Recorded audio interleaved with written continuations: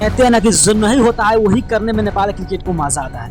क्योंकि भाई नेपाल क्रिकेट का कल खिलाड़ी ने ऐसा रोचक मैच जीता कि शायद किसी ने नहीं सोचा होगा कि इस तरह के मैच नेपाल क्रिकेट जीत सकता है। क्योंकि नेपाल क्रिकेट की बल्लेबाजी का बात करें तो भाई 18 रन पे 5 विकेट था, और जब 18 रन पर 5 विकेट है और आपको 212 रन बनाना है तो आप तो जीतने का नहीं सोचना भी छोड़ दो।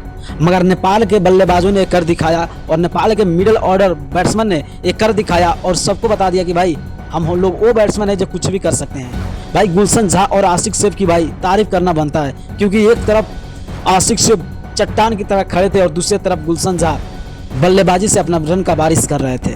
भाई कल का मैच में यानी कि देखा जाए तो भाई दीपेंद्र सिंह ऐरी ने कुछ हद तक अच्छा खेला और बॉलिंग में भी 2 विकेट लिए। और बात करें भुरतेल मामा की तो भुरतेल मामा ने कल मैच में कुछ अलग ही कर दिया।